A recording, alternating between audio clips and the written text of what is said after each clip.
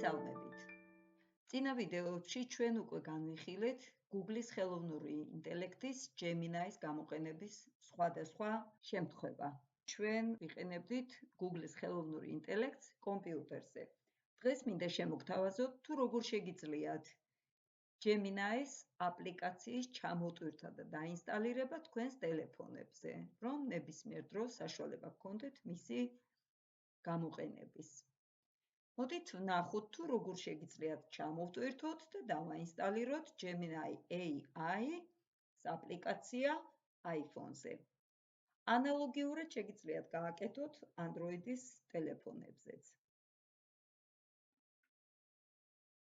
პირველ რიგში გავხსნათ ჩვენი ტელეფონის ეკრანი, გადავიდეთ App Store-ზე, საიდანაც შეგვიძლია აპლიკაციების მოძებნა და ჩამოტვირთვა. მოვძებნოთ ზებნის ღილაკი და დავაწყაპოთ მასზე. საძიებო ველში ჩავწეროთ ჩვენთვის საინტერესო აპლიკაციის სახელი. ჩავწერე Gemini და დავაწყაპებ ჩამოტვირთვას. ან დავაწყაპებ ღილაკს Get.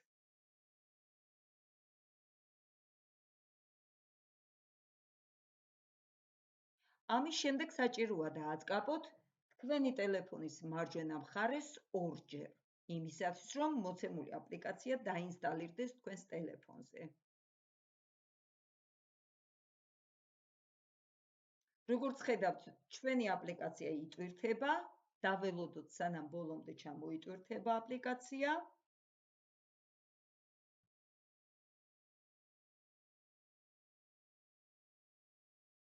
და მას შემდეგ, რაც აპლიკაცია ჩამოიტვირთება, დავაწყაპოთ ღილაკს Open.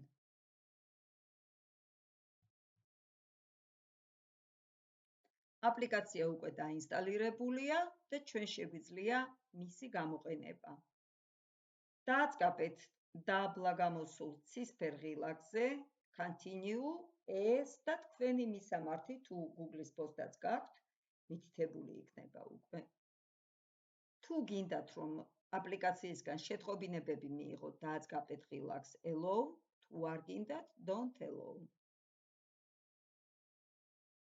ამის შემდეგ თქვენ შეგიძლიათ კითხვები დაუსვათ Google-ის ხელოვნურ ინტელექტს.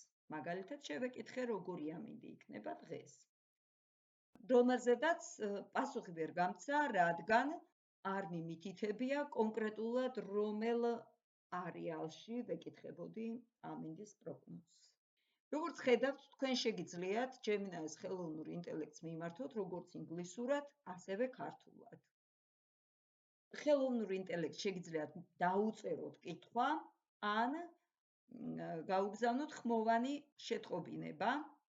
ამისათვის საჭიროა დააწყაპოთ მიკროფონს და ვკითხოთ, რაც გაინტერესებთ.